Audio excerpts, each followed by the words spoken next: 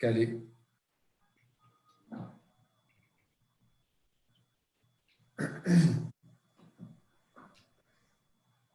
La photo que tu as prise, c'est sur C'est Abidjan. bon pour le live, il est en direct.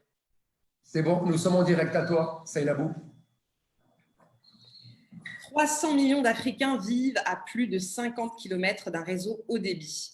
Le continent comptera 2,5 milliards d'habitants en 2050, ce qui représente 120 villes de plus d'1 million d'habitants. L'Afrique doit accélérer la cadence pour développer ses infrastructures et éviter une concentration démographique excessive. C'est l'injonction formulée dans le tout dernier rapport des infrastructures de qualité pour l'Afrique, qui a été produit par le Centre de développement de l'OCDE. Et effectivement, le continent n'a pas attendu ces recommandations pour prendre l'ampleur des enjeux et commencer à investir massivement dans le financement de ces infrastructures. Selon la même source, c'est 4 707 projets qui ont été financés par la BAD depuis 1967, soit 3 ans après sa création. Et parmi ces projets, plus de 3 473 projets ont déjà été achevés. Il en reste quand même un nombre significatif, 1234. Alors, plusieurs grands projets à venir, la construction du corridor de Mombasa-Nairobi-Addis Abeba, parmi les grands projets marquants au niveau africain, le projet de gaz naturel liquéfié au Mozambique ou encore le méga projet Accra Skytrain qui est soutenu par l'Afrique du Sud au niveau du Ghana.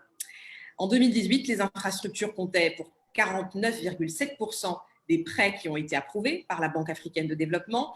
Et au mois de mai dernier, le président de la BAD a annoncé que la BAD prévoyait de mobiliser 170 milliards de dollars au cours des prochaines années pour combler ce déficit en infrastructure. Mesdames et messieurs, je suis plus que ravie de vous avoir avec nous pour cette session qui s'annonce extrêmement dense avec des intervenants de qualité. Bienvenue à cette deuxième édition des Global Mind Talks. Je suis Seynabou Dia, CEO de Global Mind Consulting, cabinet de conseil en stratégie et relations publiques qui accompagne depuis plus de 10 ans les entreprises et organisations dans la gestion de leur communication. Cette nouvelle édition des Global Mind Talks est co-organisée par BDO Maroc, un des 5 plus grands cabinets d'audit au monde. Et aujourd'hui, nous allons nous interroger sur une thématique qui est importante, une thématique qui est même centrale. Quel partenariat pour développer les infrastructures et les énergies durables en Afrique? Alors, au programme de cet après-midi, vous allez le voir, on va avoir 2 sessions qui vont être particulièrement riches et intenses. La première, c'est cette session inaugurale pour faire un focus finalement sur 2 pays majeurs et leurs avancées en la matière d'infrastructure, le Maroc, mais aussi le Sénégal. Et une seconde partie où on va échanger avec nos experts intervenants. Cette session inaugurale est marquée par la présence de 2 figures emblématiques du gouvernement sénégalais et marocain qu'il me plaît de présenter. Ce sont 2 pays frères, on le sait, de manière historique. Et cet après-midi, je suis ravie d'accueillir M. Abdou Karim Fofana. M. Abdou Karim Fofana, bienvenue. Merci à vous d'avoir accepté notre invitation. Je rappelle que jusqu'à votre nomination au poste de ministre de l'Urbanisme, du Logement et de l'Hygiène publique en avril 2019, vous étiez directeur général de l'Agence de la gestion du patrimoine bâti de l'État depuis octobre 2015. Vous vous êtes particulièrement distingué par la gestion de plusieurs projets qui sont extrêmement importants pour le Sénégal. Pendant 3 ans et demi, vous avez marqué cette agence par votre empreinte à travers la réalisation des sphères ministérielles de Diamniadio et puis aussi beaucoup d'autres projets. Donc, peut-être une première question pour vous, Monsieur le ministre Fofana. Est-ce que vous pourriez nous faire peut-être un bref état des lieux des infrastructures au Sénégal aujourd'hui? Où en sommes-nous? Merci Seynabou, Monsieur le ministre Reba, tous les autres participants. Je reconnais beaucoup de personnes, beaucoup d'amis. Le Sénégal a pris des options sérieuses depuis 2012. D'abord, un rattrapage sur les infrastructures, des infrastructures de développement, mais aussi des politiques publiques liées à l'équité territoriale et à la justice sociale. Donc, ça se manifeste sur la santé, sur les questions de revenus, mais aussi sur les questions infrastructurelles. Jusqu'en 2012, le Sénégal n'avait pas réalisé plus de 32 km d'autoroute. Donc, sur la séquence 2012-2019, il fallait densifier le réseau d'autoroutes. Nous avons mis 200 kilomètres de plus, alors que sur les 60 dernières années, c'était 30 kilomètres juste d'autoroute. Il fallait aussi rattraper la disponibilité de l'électricité. Vous savez, on parle souvent d'industrialisation, à quand l'industrialisation, mais l'industrialisation, ce n'est pas seulement une question de volonté, c'est une question de capacité. Il faut d'abord être compétitif. Dans les années 80, nous avons connu beaucoup d'usines au Sénégal qui ont disparu, les conserveries de poissons, les usines de fabrication de lait, de produits alimentaires, de piles et d'autres choses. Mais on en est arrivé à un moment où on ne produisait plus assez d'électricité pour notre économie, mais aussi on n'était pas compétitif sur ces facteurs de production. Donc le Sénégal, en un mandat de 7 ans, a doublé sa capacité de production d'électricité. Donc, route, eau, on est presque aujourd'hui à 93% d'accès à l'eau en zone urbaine. Je pense que l'accès universel, on peut l'atteindre. C'est pas assez, mais ce sont de gros efforts qui sont faits. Donc aujourd'hui, on a aussi les politiques sociales. Comment faire pour que le maximum de Sénégalais aient un revenu minimal? Depuis 2012, 300 000 familles touchent ce qu'on appelle la bourse de sécurité familiale.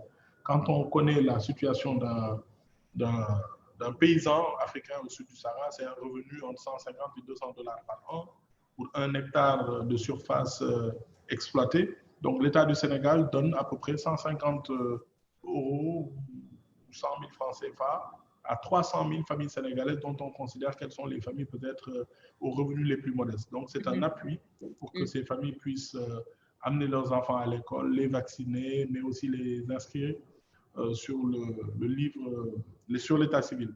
Pourquoi je vous raconte tout ça? C'est que durant cette séquence, maintenant, il faut aller plus vite. Davantage d'infrastructures, davantage d'électricité, mais à des coûts maîtrisés. Donc, c'est en relation avec le sujet.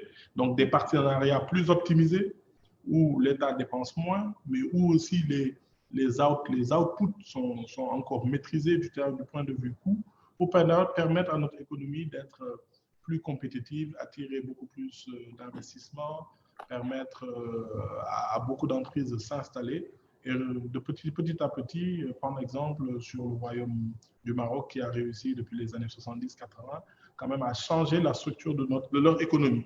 C'est ça la réalité de l'ambition. Le PSE, c'est surtout ça, transformer la structure de l'économie, avoir une base de la croissance plus grande, mieux partager les fruits de la croissance, mais surtout, pour y arriver, il faut beaucoup de partenariats. Le budget de l'État ne suffit pas.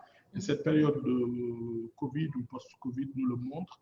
Il ne faut pas que les pays africains ou les pays en développement cessent d'investir parce que la compétition sera plus rude, mais il faut être prêt. Il faut avoir les infrastructures qu'il faut pour y arriver. Merci beaucoup, Monsieur le Ministre.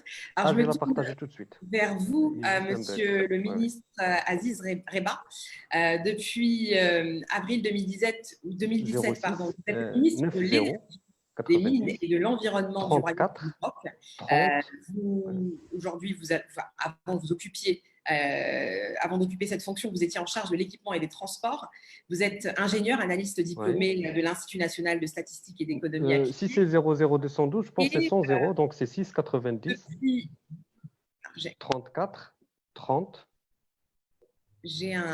27. J'ai un petit écho, désolé, juste m'assurer. On a d'autres invités surprises peut-être. C'est probable, c'est possible. C'est possible.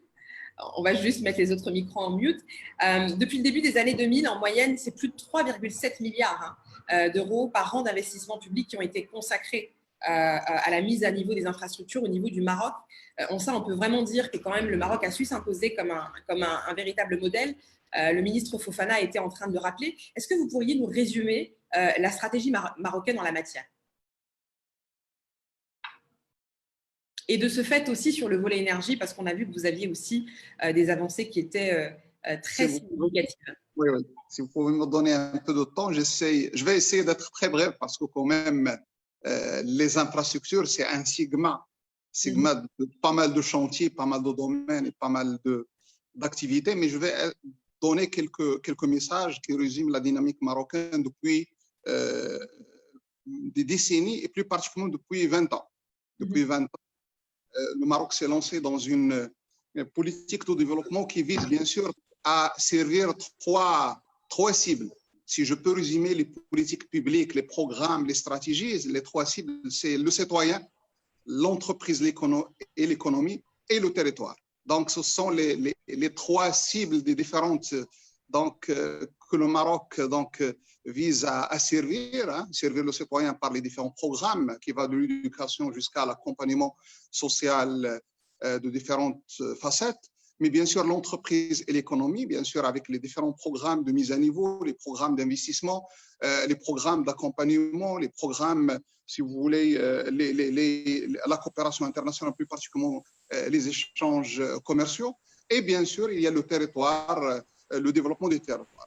Pour ce qui concerne les infrastructures d'une manière générale, je peux dire que le Maroc aujourd'hui a enregistré des avancées extraordinaires. Vous venez de le dire. Donc, nous disons, c'est des dizaines de milliards d'investissements de dirhams. Ça veut dire quelques milliards d'euros qui sont investis, c'est le budget public, qui sont investis dans le domaine des infrastructures. Donc, on a des programmes à court terme, mais on a aussi des programmes à long terme, 2030, avec des orientations 2040 et au-delà de 2040. L'objectif, bien sûr, c'est de doter le pays d'infrastructures de qualité qui permettent, bien sûr, à désenclaver les territoires, à accompagner le développement des territoires et avoir une véritable logistique, que ce soit pour le marché national ou pour le marché international. Quelques indicateurs, nous sommes bien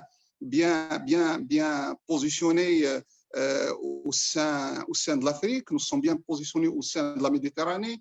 Nous avons pu aujourd'hui connecter l'ensemble des régions de notre pays, mais nous sommes très bien connectés à l'international, que ce soit par l'aérien ou par le maritime, et même par l'énergie, par l'électrique et par le gaz. Donc, les autoroutes, les ports, les chemins de fer, les infrastructures hydrauliques, ça fait des décennies qu'on investit dans tout ce qui est hydraulique parce que quand même c'est un challenge. Et on vient de lancer un nouveau programme en la matière qui va demander à peu près 15 milliards de dollars d'investissement en 7 ans, dans tout ce qui est hydraulique. Donc, je cite quelques indications parce que quelques indications. Il y a les réseaux télécoms. Le Maroc, c'est un des pays avancés en la matière et même on investit bien dans certains pays africains. Les réseaux d'irrigation, parce que nous avons transformé notre agriculture d'une agriculture qui a été d'une certaine manière qualifiée d'être uniquement l'agriculture à caractère social vers une agriculture qui mixe entre les deux, le social donc, et la compétitivité, c'est-à-dire l'agriculture entre parenthèses qui permet d'avoir donc une part du marché international, les zones industrielles, sans oublier bien sûr les infrastructures qui concernent le développement urbain rarement citées. Aujourd'hui, au moins 100 milliards de dirhams en cours d'investissement dans les grandes villes marocaines. 100 milliards de dirhams en cours d'investissement. 33 milliards uniquement à Casablanca, à peu près 33 milliards de dirhams, à peu près, je peux dire à peu près 4 milliards de dollars d'investissement uniquement à Casablanca en 5 ans. Pour vous dire à quel point le Maroc investit dans les grandes infrastructures qui relient les régions et les provinces, mais il investit aussi dans les infrastructures au sein des villes, mais aussi dans le monde rural. Donc, je donne quelques indications. Aujourd'hui, on a atteint un niveau d'accessibilité routière très avancé dans le monde rural et on investit encore à peu près 4 milliards en 5 ans d'investissement dans le monde rural, 4 milliards de dollars pour désenclaver davantage le monde rural et beaucoup d'investissements dans tout ce qui est énergétique. Donc voilà quelques indications sur les infrastructures d'une manière globale, mais concernant l'énergie, je vais donner quelques titres qui présentent donc la dynamique nationale. Premièrement, c'est l'électrification rurale. Nous considérons que l'électrification rurale, c'est un exemple à étudier, pour ne pas dire à méditer. Donc, en 20 ans, on est passé à peu près de 22% d'électrification rurale. Nous sommes aujourd'hui à 99,7% à l'échelle nationale. Il nous reste quelques coins qui ne sont pas connectés parce qu'ils sont dans une situation un peu délicate et on est en train donc de trouver la solution pour atteindre 100%. Même, on est en train de passer à un niveau d'électrification parce que l'électrification qui a été demandée, c'était une électrification qui permettait l'éclairage. Aujourd'hui, on va passer à un niveau où l'électrification va permettre des activités économiques dans le monde rural. Dans le domaine des énergies renouvelables, certainement, vous avez les indicateurs. Le Maroc a une stratégie très ambitieuse. Nous voulons atteindre, nous sommes déjà sur les 40% dans le mix électrique, mais nous voulons atteindre 52% et peut-être nous allons dépasser les 52%. parce qu'on est en train de voir l'autoproduction qui commence à s'imposer et qui utilise aujourd'hui les énergies renouvelables. Il y a le privé, des investissements entre privé et privé qui commencent à prendre une part importante dans la dynamique énergétique à l'échelle nationale. Et nous sommes en train de négocier des investissements pour l'export, parce que nous visons le marché national, mais sans oublier, bien sûr, que nous visons aussi le marché international, parce qu'il y a une dynamique dans les régions qui nous sont très proches et aujourd'hui qui sont en train de négocier des grands partenariats avec le Maroc dans les différents domaines des énergies renouvelables. Peut-être qu'on aura plus le temps de détailler certains projets en la matière. Couplé avec ça, et monsieur le ministre, si vous le permettez, je voudrais juste vous interrompre à ce niveau-là parce que je voudrais que vous puissiez revenir ensuite pour nous expliquer comment est-ce que vous avez fait pour passer, que ce soit à la fois dans le secteur des énergies où vous avez quand même fait des investissements qui sont très importants, qui ne sont pas uniquement localisés dans les principales capitales marocaines, mais que vous faites aussi dans les provinces, que vous nous donniez un petit peu comment est-ce que vous avez fait pour financer tous ces projets d'investissement en la matière. Mais juste rapidement, je voudrais rebondir sur ce que vous venez de dire. Avant de passer à ça, et je donne un indicateur. Plus de 5 milliards d'euros sont déjà investis dans les énergies renouvelables et en cours d'investissement actuellement à peu près 5 milliards d'euros. À peu près 52 milliards de dirhams en cours de réalisation et on aura presque le même montant d'ici 2030. Ça veut dire qu'il y a beaucoup d'investissements, mais qui viennent bien sûr des sociétés marocaines, mais qui viennent aussi des sociétés internationales. Nous avons plus de 12 pays qui sont en train d'investir chez nous. Donc, ça veut dire que c'est un marché qui est très prometteur pour les partenaires, parce que le titre de votre édition, c'est quel partenariat? Et à mon avis, l'Afrique gagnerait à créer un climat favorable pour avoir plus de partenaires en la matière. Merci beaucoup, Monsieur le ministre. Je me tourne vers vous, Monsieur le ministre Fofana. Vous semblez toujours privilégier le dialogue. Là, je fais écho à ce qui était en train de citer, au point qu'était en train d'évoquer le ministre Rabat. Vous semblez toujours privilégier le dialogue, la médiation pour faire adhérer les populations, notamment sur des sujets qui ne sont pas évidents, parce qu'on parle de changement, de transformation du paysage urbain, notamment dans la ville de Dakar, avec l'un des plus grands marchés de la sous-région, qui n'est autre que le marché de Sandaga, pour ceux qui ne le connaissent pas. Vous avez réussi quand même à faire évoluer les choses sur un sujet comme celui-ci, faire avancer la problématique en réussissant justement à impliquer les populations qui travaillaient et qui finalement vivent aussi de l'activité au niveau du marché de Sandaga. Est-ce que, s'il vous plaît, vous pourriez nous partager peut-être les principales difficultés auxquelles vous êtes confrontés dans votre action ministérielle, notamment pour réussir à convaincre les populations d'adhérer au projet qui vise à améliorer le cadre urbain? Oui, Zaina, parce que l'une des principales missions, ou si on suit la globalité des missions du ministère, la globalité des missions ont quelque chose en commun, c'est la transformation qualitative de la vie. Comment faire en sorte que les gens aient accès au logement avec des revenus très modestes. Comment faire en sorte qu'on ait des avenues, des espaces plus propres. Comment faire pour que les mentalités changent en matière de gestion des marchés, des équipements marchands. Comment faire en sorte que les déchets soient traités d'une certaine manière. Donc, tout cela fait appel à beaucoup d'actions sociologiques, d'interactions sociologiques. Et de ce point de vue, le Sénégal est quand même bien doté d'une tradition de dialogue de palabres. Mais comme je le dis souvent, il ne faut pas un dialogue paralysant, il faut un dialogue encadré dans le temps.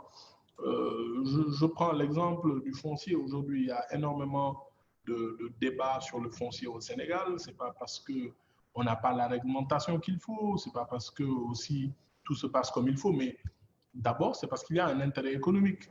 Le Sénégal a une croissance de 6 à 7% depuis 4 ans de façon successive, avec des projets structurants, mais aussi des perspectives pétrolières et gazières. Ça attire. La démographie est très forte. Nous avons une population qui a moins de 30 ans. 70% des Sénégalais ont moins de 30 ans. Donc, tout ça, ce sont des perspectives et un potentiel de consommation très fort. Alors, ne parlons pas des autres pays qui sont autour de nous. Mais il faut savoir trouver l'équilibre, pouvoir se comprendre avec les populations rurales. Vous m'avez entendu dans une médiation, sans doute vous faites allusion à cela, dans une zone où un exploitant agricole industriel a un titre foncier sur 300 hectares. Il y a des populations qui disent qu'eux au-delà du titre foncier, ils ont un droit de légitimité, donc on superpose des questions coutumières à des questions juridiques, mais il faut savoir se parler et prendre les bonnes décisions.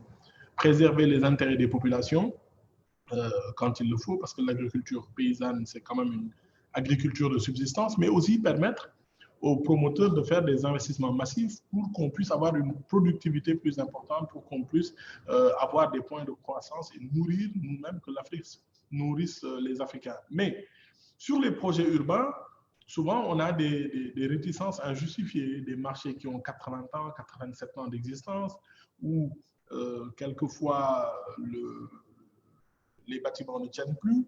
Il faut négocier avec les commerçants. Il faut aussi souvent, je vais taquiner mon ami Abbas, il faut négocier avec l'ordre des architectes parce qu'ils ne veulent pas que les bâtiments soient démolis et reconstruits à l'identique. Donc, beaucoup de dialogue. C'est culturel, c'est sociologique, mais ça ne doit pas être paralysant. Nous, notre rôle, c'est d'agir. Nous sommes des élus. Nous ne devons pas avoir la main qui tremble quand on doit prendre certaines décisions, mais la décision doit être concertée, échanger jusqu'à un certain niveau, et après, un élu, le pouvoir, ça s'exerce, c'est un verbe, il faut le conjuguer et faire ce qu'il faut, et puis se soumettre après à la volonté populaire. Voilà. Ce qui facilite l'adhésion. Alors, il y a une question qu'on peut se poser eu égard à notre thème, quel partenariat pour développer les infrastructures et les énergies durables? Quelle est la place du secteur privé local dans ces investissements? Alors, le secteur privé est très présent parce que le Sénégal a pris quand même des options fortes.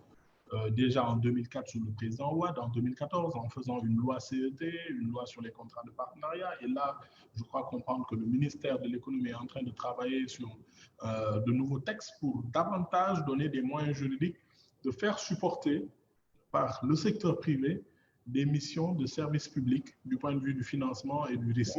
Donc, ça montre une grande ouverture. Les autoroutes, vous avez vu, l'autoroute Thiès-Saint-Louis, vous avez vu que lors de la visite du secrétaire d'État américain Mike Pompeo, il y a eu des signatures sur le sujet. Aujourd'hui même, la rénovation des marchés, aujourd'hui nous avons 86 équipements marchands que nous avons identifiés et qui doivent faire l'objet de partenariats publics-privés pour que les entreprises soient des opérateurs d'équipements marchands, investir, vendre des espaces commerciaux. Le logement, même chose. L'État ne met pas de l'argent, mais l'État met toutes les facilitations, met en place un fonds de garantie pour l'habitat social, comme le Maroc l'a fait avec le Fogarim et qui a eu un succès retentissant pour développer toutes ces activités et permettre au secteur privé d'agir sur des segments qui, peut-être classiquement, ne sont pas occupés par le secteur privé. Donc, alors, l'un des reproches qui est souvent fait à nos États de la part du secteur privé, c'est on fait la part belle aux investisseurs étrangers, aux entreprises étrangères, notamment françaises, pas que, mais notamment françaises, et on n'a pas forcément toujours l'impression d'être privilégié ou être considéré quand il y a des appels d'offres qui sont posés par nos États, que ce soit dans la construction de routes, que ce soit dans la production d'énergie.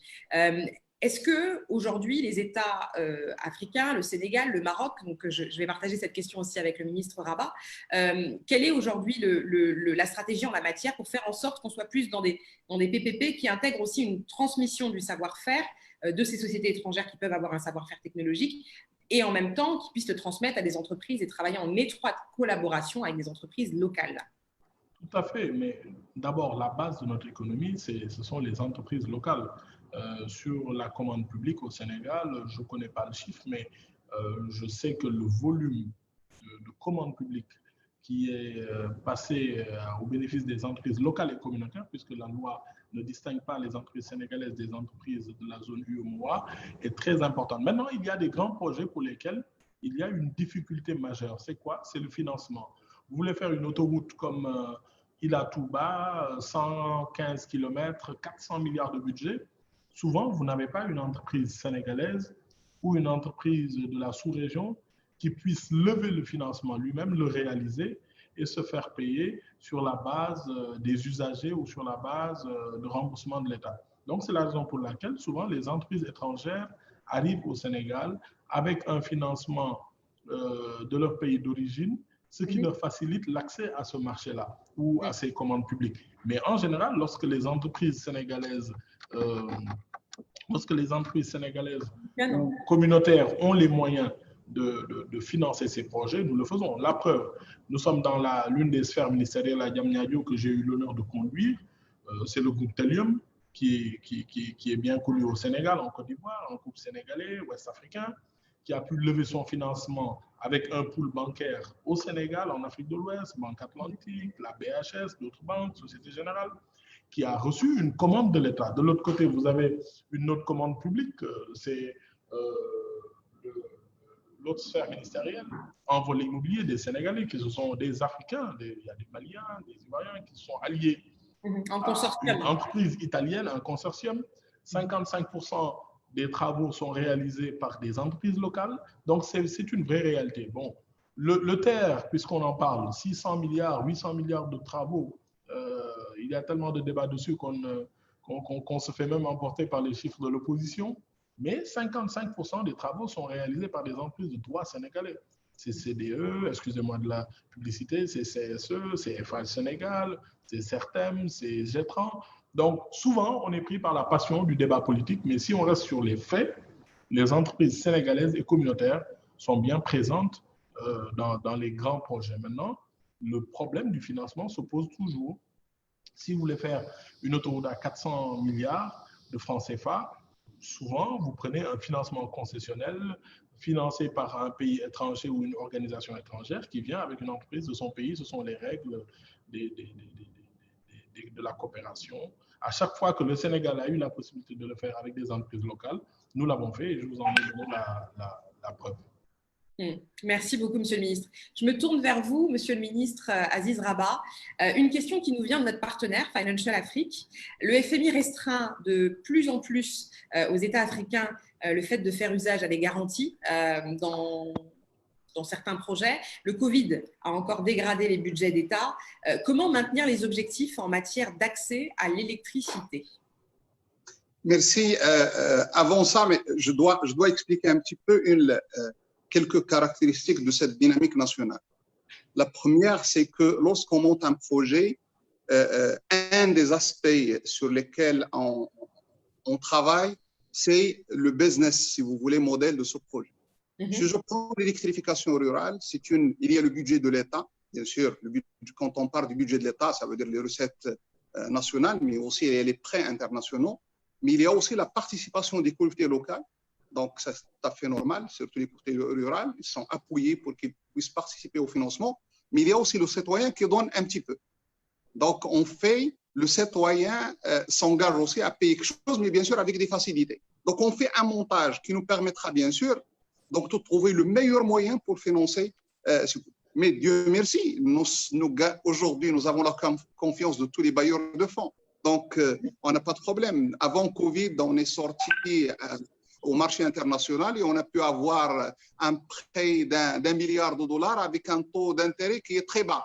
Ça veut dire que le système financier marocain, que les équilibres en quelque sorte nationaux sont des équilibres qui nous permettent bien sûr de mieux négocier et de choisir les meilleurs partenaires financiers. Aujourd'hui, on négocie avec le FMI bien sûr, on négocie avec la Banque européenne, on négocie avec la BAD, on négocie avec la BID, on négocie avec pas mal de monde, de telle façon que nous avons l'embarras du choix. Donc, on choisit donc l'offre qui nous permettra bien sûr d'être à l'aise en quelque sorte pour le remboursement, mais bien sûr avec des conditions qui sont très favorables. Deuxième point qui nous paraît très important à citer aujourd'hui, il faut bien négocier les partenariats publics-privés.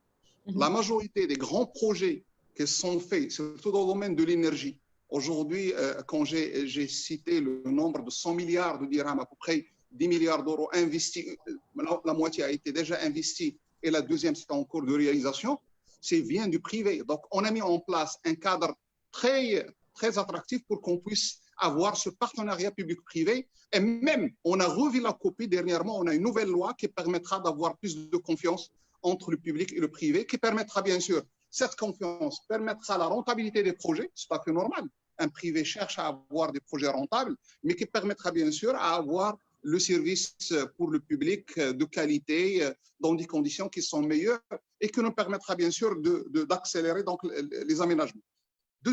Troisième point, j'aimerais bien, et ça c'est l'occasion avec mon frère sénégalais, c'est moi je crois, avec ces grands projets à l'échelle africaine, et l'expérience marocaine a montré que c'est possible, on pourra négocier le développement du contenu local. Ça n'a pas de sens qu'on investit des dizaines et des dizaines à l'échelle africaine, c'est des milliers de milliards de dollars sans qu'on ait un véritable contenu local africain. Quand par contenu local, je veux dire la compensation industrielle.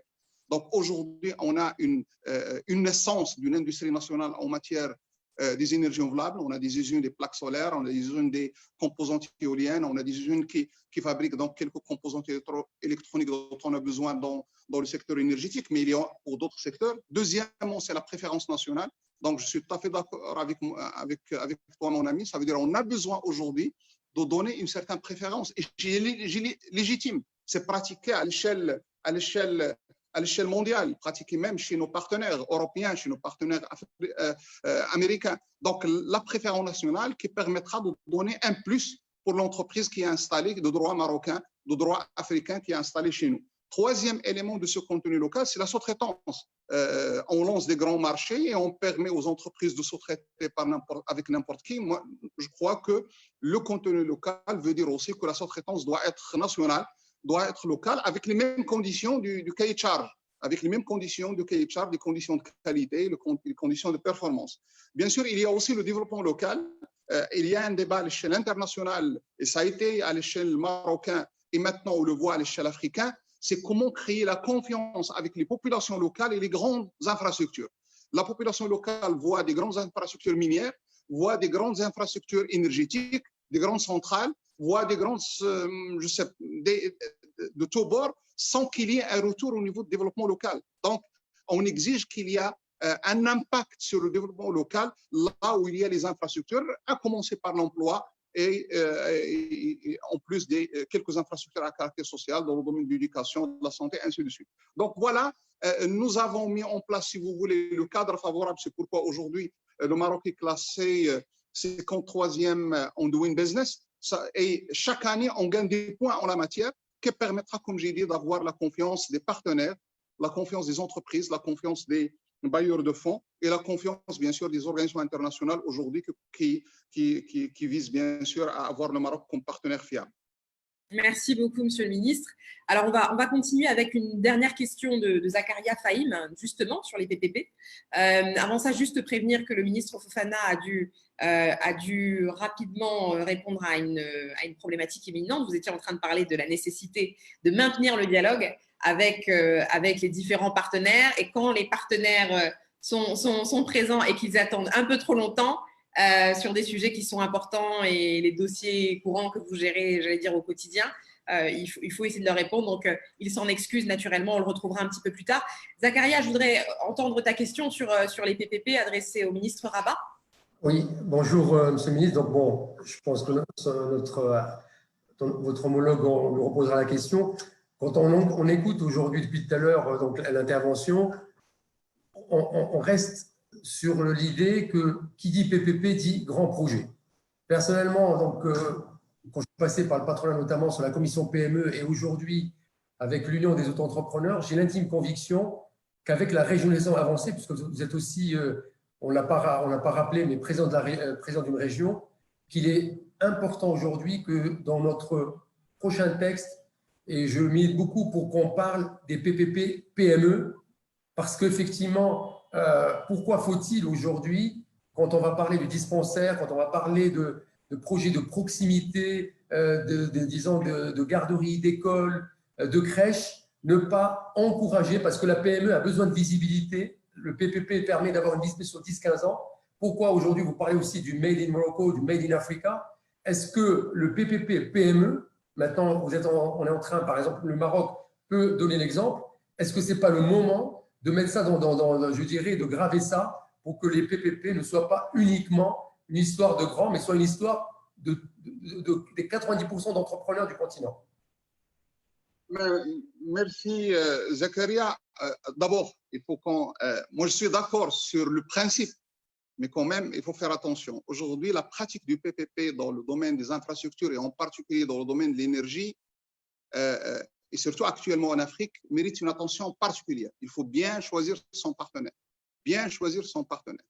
Attention aux partenariats qui sont, si vous voulez, masqués par le financement aisé, mais à l'intérieur, il n'y a pas de qualité, ou bien des risques qui sont dans quelques détails des contrats, et finalement, on se retrouve avec pas mal de contraintes après. Je ne veux pas citer donc l'origine de certaines sociétés aujourd'hui qui créent des problèmes en Afrique, et il faut bien être entouré par des experts qui sont fidèles à leur pays pour qu'on puisse négocier les contrats. Donc, je crois pour les grandes infrastructures, sincèrement, on n'a pas le choix. On n'a pas le choix. Quand on parle des infrastructures, que ce soit à l'échelle nationale ou transnationale, je crois qu'on a besoin des grands consortiums où il y a les entreprises africaines, mais bien sûr avec des entreprises internationales, parce que quand même, il faut qu'il y ait un transfert de savoir-faire. Maintenant, il faut qu'il y ait une certaine vigilance en la matière. Il ne faut pas que l'entreprise africaine fait que le BTP, fait que les choses qui sont classiques. Il faut qu'il fasse des choses à valeur ajoutée. Pour certaines infrastructures, pour certains services, parce que quand on parle du PPP, il y a généralement, on évoque les infrastructures, mais il faut évoquer les services. On a quelques expériences réussies dans le domaine de la logistique et le transport. On fait appel aux entreprises moyennes et parfois même on fait appel aux entreprises qui sont micro, qui sont petites. Je crois qu'il faut segmenter les projets. Moi, je suis pour qu'on segmente certains projets. Et ça a été une pratique, ça fait, je crois, 15 ans, qu'on a pensé à segmenter certains projets pour qu'on puisse donner la possibilité aux PME d'avoir leur part dans le marché national. Je crois qu'on peut avoir aussi le PPP moyen, comme on parle des PME, on peut parler aussi de PMPPP, donc des petites et des moyens PPP. Je suis tout à fait d'accord. Moi, je crois un système de distribution de l'électricité dans une zone peut être fait par une PME africaine. Je ne sais pas, comme j'ai dit, une plateforme solaire bout de ligne qui permettra de stabiliser donc le réseau pourra être fait par une PME au lieu qu'il soit fait par une grande entreprise. Je donne l'expérience, si tu permets, je donne l'expérience qu'on est en train de vivre aujourd'hui. Nous avons réservé 400 mégawatts. L'audience, je vais expliquer comment le mix énergétique se fait chez nous.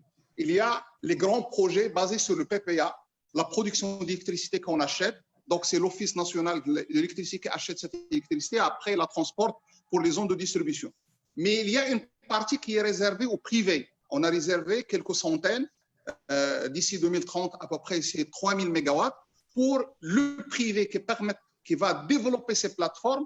Donc, ce produit, c'est l'électricité pour le privé. Donc, on a segmenté ces 3000 mégawatts depuis quelques années jusqu'à 2030, selon les périodes, pour qu'on puisse donner la possibilité au privé d'aller négocier avec le privé et de développer donc cette composante que nous appelons loi 1309, parce que c'est une loi qui régit cette partie-là. Jusqu'à maintenant, on a à peu près 1000 mégawatts qui est déjà investi. Mais on a remarqué que ce sont des grandes entreprises qui gagnent les PPA et en même temps qui sont dans la... Alors que l'esprit de cette loi, c'est de permettre aux PME d'avoir une part de ce marché national. Donc, ce qu'on a fait, on a réservé dernièrement avec l'agence marocaine des énergies durables, Sustainable Energy Mazen, on a réservé 400 mégawatts, on a lancé un appel d'offres pour qu'on puisse donner des 20 mégawatts, des 15 mégawatts, des 10 mégawatts, jusqu'à 40 mégawatts, qui permettra d'avoir une part de ce marché. Donc, attention, la logique veut qu'on a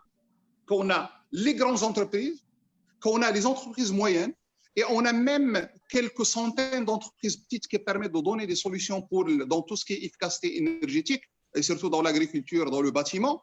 Et on peut réserver une partie des projets publics pour les PME dans la santé, dans l'éducation.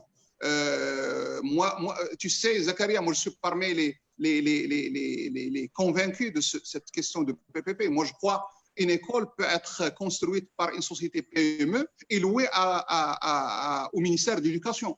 Pourquoi mettre l'argent dans tout ce qui est infrastructure? On peut mettre l'argent dans le contenu. On peut mettre l'argent dans les télécoms, on peut mettre l'argent dans l'accompagnement des enseignants. Mais je crois que les infrastructures, les bâtiments, peuvent se faire par les entreprises grandes, moyennes et petites. Juste pour finir, peut-être… Zakaria, si tu permets, on va revenir après sur cette question-là, mais il y a un exemple parfait et patent de ce que vous êtes de ce qu'on est en train d'aborder là tout de suite sur les PPP, et notamment en matière d'énergie. Je vais juste introduire nos autres intervenants, puisque comme je le disais en introduisant cette session, il y a 2 parties et on a la chance d'avoir quand même des intervenants de qualité qui vont pouvoir continuer à échanger avec le ministre sur ce sujet qui est passionnant et où il y a énormément de choses à dire parce que les défis sont colossaux. Et donc, je vais donner la parole à Thérèse Sekemana, qui est aussi avec nous, que je vais présenter tout à l'heure. J'introduis Monsieur Edo Amenouvé. Vous êtes le directeur général de la BRVM et vous êtes également vous êtes également président de l'ASEA, qui est l'Association des bourses africaines. Vous êtes titulaire d'un doctorat en sciences de l'administration obtenu à l'Université de Laval au Canada.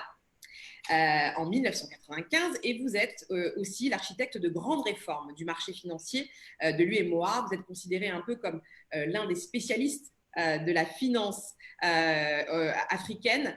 Et je vais vous prendre une citation qu'on a trouvée et qui nous paraît extrêmement parlante par rapport au sujet que nous traitons aujourd'hui. Le financement des infrastructures requiert des ressources à long terme et seuls les marchés de capitaux ont suffisamment démontré dans les autres régions du monde qu'ils constituent la voie la plus indiquée pour la mobilisation des dites ressources. À cet égard, les États africains doivent ériger en priorité le développement des marchés de capitaux, mais surtout leur intégration pour plus de profondeur et de liquidité. Est-ce que vous pourriez commenter cet argument que vous faites vôtre? Merci Sénabou pour cette invitation. En tout cas, je suis heureux de participer à ce webinaire cet après-midi. J'ai suivi avec beaucoup d'attention les développements faits par les 2 ministres sur l'évolution du financement des infrastructures au Sénégal et au Maroc. Évidemment, on note qu'il y a de très, très bonnes évolutions positives aussi bien au Maroc qu'au Sénégal en matière donc de couverture du territoire national et aussi de ciblage de certains territoires qui doivent être couverts par les infrastructures. J'ai noté également qu'il y a eu des efforts extrêmement importants en matière aussi de financement des infrastructures énergétiques et l'exemple en tout cas du Maroc est assez édifiant à la matière. Mais ce que je relève, c'est que évidemment la question du financement est traitée essentiellement sous l'angle du financement public, ce qui a été le cas du Maroc pendant plusieurs années, et aussi sous l'angle du financement public, partenariat public-privé, sans avoir en tout cas évoqué l'autre source de financement que constituent les marchés de capitaux. Bon, je pense qu'on n'en parle pas beaucoup parce que les marchés de capitaux n'étant pas développés en Afrique, on a tendance à les oublier ou à les ignorer comme étant des instruments, en tout cas, à privilégier en matière de financement des infrastructures. Mais quand on observe l'histoire du monde, que ce soit en Europe après la guerre ou que ce soit aux États-Unis un peu plus avant et en Asie, il est clair que ce sont les marchés de capitaux qui ont contribué fortement à financer les infrastructures. Les besoins sur le continent sont énormes. On parle de 130 à 150 milliards de dollars par année pour pouvoir avoir une croissance de 2% supplémentaire. On parle de 4% du PIB du continent pour maintenir, je dirais, les infrastructures qui sont en place. Il y a les infrastructures de base, évidemment, on en a parlé, mais il y a les infrastructures de production qui sont dans le domaine industriel, dans le domaine agricole également. Je pense qu'aujourd'hui, la question qu'on doit réellement se poser, mais pourquoi on a des besoins aussi importants et que les instruments semblent être disponibles, mais on n'arrive toujours pas à combler le gap de financement qui est sur le continent depuis plusieurs années. Je pense que nous n'explorons pas suffisamment les marchés de capitaux. Parce qu'on a beau dire, financer des infrastructures, c'est financer des investissements à très long terme. Cela suppose d'avoir en face des capitaux à long terme pour réaliser ce type de financement. Et comme je le disais, quand on prend l'expérience d'autres continents, on se rend bien compte qu'il faut trouver les moyens de développer dans un pays l'épargne locale à long terme afin de la drainer vers des investissements en infrastructure de long terme aussi. Et nous avons des instruments, je dirais, qui sont des instruments classiques et traditionnels qui ont fait leurs preuves, notamment les émissions obligataires que l'on a déjà aussi dans notre région. Mais nous avons aussi des instruments qui sont un peu plus sophistiqués et qui peuvent être utilisés comme les project bonds. Je pense que les ministres en ont entendu parler. Il faut que l'on comprenne aussi sur le continent que les infrastructures peuvent être financées et être rentables, et donc par conséquent servir à rembourser le financement qui a servi à les mettre en place. Et la technique financière qui est souvent utilisée dans ce cadre-là, c'est les project bonds. Moi, quand je regarde aujourd'hui le 3e pont en Côte d'Ivoire, qui a été un peu sous ce format-là, avec un mix entre les emprunts obligataires et l'apport des banques de développement et du secteur privé, cela fonctionne parfaitement et je pense que cet exemple peut être multiplié à l'échelle du continent.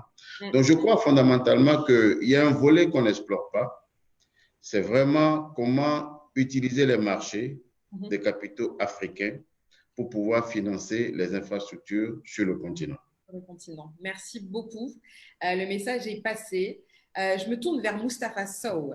Moustapha Sow, vous êtes un banquier d'affaires avec une expertise internationale en financement d'infrastructures. Vous avez travaillé pour UBA notamment, Diamond Bank, Citibank, BMO Bank de Montréal. Vous dites l'Afrique constitue aujourd'hui un continent d'avenir, une destination privilégiée par les investisseurs. Comment est-ce qu'on peut parvenir? Là, on a parlé des marchés de capitaux qui sont une piste pour réussir à financer ces infrastructures. Quelles sont, selon vous, les autres options pour parvenir à financer par nous-mêmes nos projets d'infrastructure? Alors, merci Seynabou. Je salue au passage nos amis qui sont connectés. Moi d'abord le ministre Aziz Rabat et mon ami le ministre Fofana. Effectivement, je pense que cette chanson-là est sur le point de devenir obsolète quand on parle de l'Afrique comme étant la destination de l'avenir.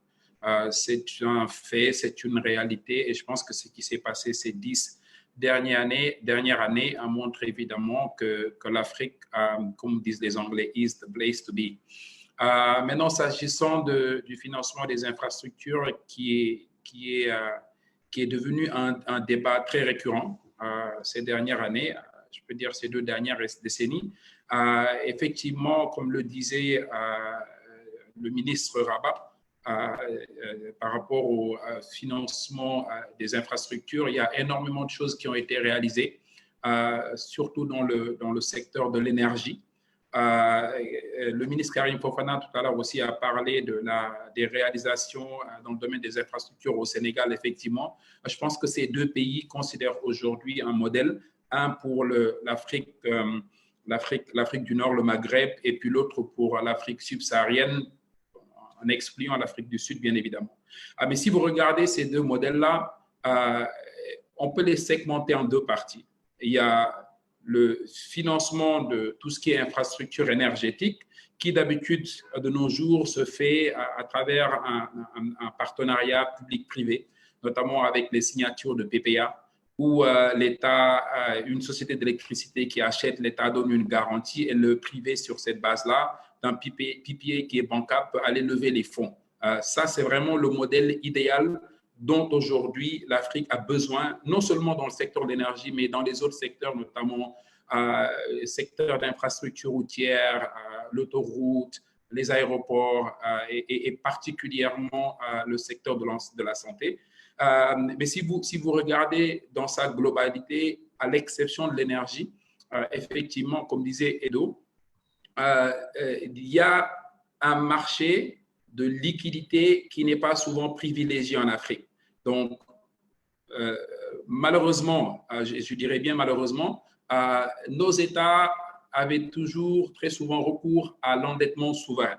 Et c'est notamment là où on parle de la présence de la Chine, de certains pays comme la Turquie, etc., qui sont devenus ces dernières années, je veux dire, les principaux bailleurs du continent africain, avec ses avantages, mais bien sûr ses inconvénients. Mais je dois préciser, et c'est extrêmement important, que le contexte d'aujourd'hui nous oblige de repenser à tout cela. Il est devenu extrêmement nécessaire et même crucial que, comme disait, le malheur des uns fait le bonheur des autres. Covid n'est pas une situation espérée, mais le bon côté de Covid, c'est que ça va nous obliger de revoir la manière dont on veut financer les infrastructures. Numéro un, on sait aujourd'hui que notre capacité d'endettement devient de plus en plus compliquée. Ça veut dire quoi? Ça veut dire qu'aujourd'hui, on sera obligé de faire recours, si on veut toujours continuer à couvrir ce gap, on est obligé de faire recours au PPP.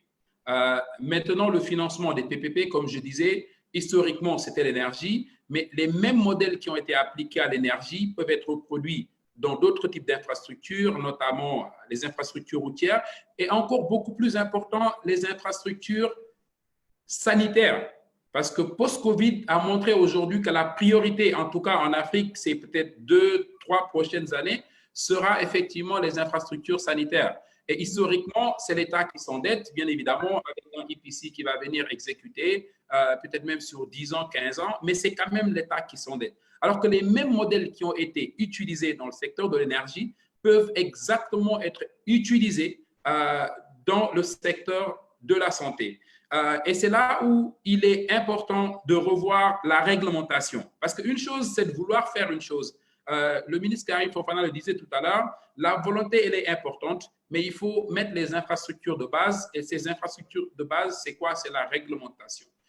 Malheureusement, il n'y a pas beaucoup de pays en Afrique qui ont réussi à mettre en place des lois sur les PPP qui peuvent aujourd'hui permettre à un investisseur lambda de venir investir plus facilement. Et je pense que le travail de fond aujourd'hui, c'est ça. Il faut mettre en place des lois de PPP très claires, aussi inciter les bailleurs, notamment les bailleurs, les banques de développement, la Banque mondiale, la BID et puis la Banque africaine de développement principalement, qui sont les plus actives en Afrique, de repenser aussi à certains critères d'endettement. Okay? On ne peut pas nous demander de régler ce problème-là, en même temps aussi nous mettre certaines contraintes qui peuvent nous permettre d'avancer.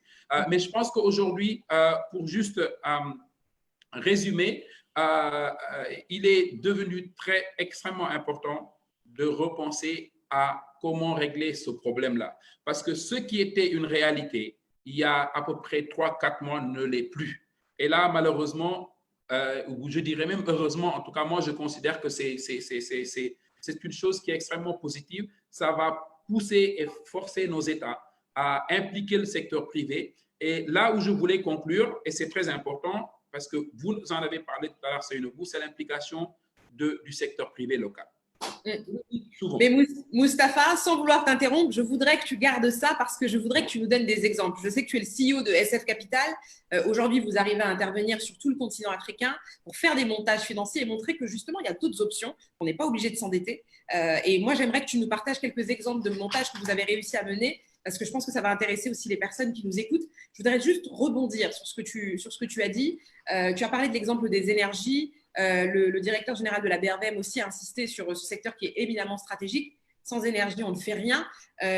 L'énergie est la colonne vertébrale du développement. Thérèse Sekemana, c'est ce que tu dis et il semblerait que le modèle des PPP t'ait convaincu de rentrer au Rwanda, d'investir dans le secteur de la production énergétique. Je rappelle rapidement que tu es la fondatrice et la directrice générale de l'aide solutions et de Green Energy Rwanda. Tu es spécialisée dans le secteur de l'énergie.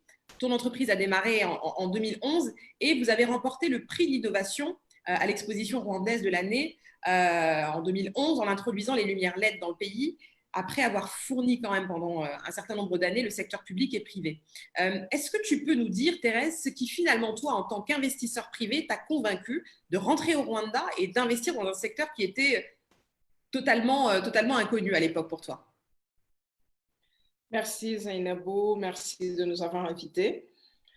Ce qui m'a convaincu, d'abord, je faisais partie de la diaspora, c'était pour participer au développement de mon pays, par ailleurs de l'Afrique. Et j'ai choisi l'énergie parce que les opportunités étaient là. Et comme tu l'as dit, je reste convaincue que c'est la colonne vertébrale du développement. On ne peut pas parler d'agriculture sans parler d'énergie. On ne peut pas parler de transformation sans parler d'énergie, de conservation sans parler d'énergie.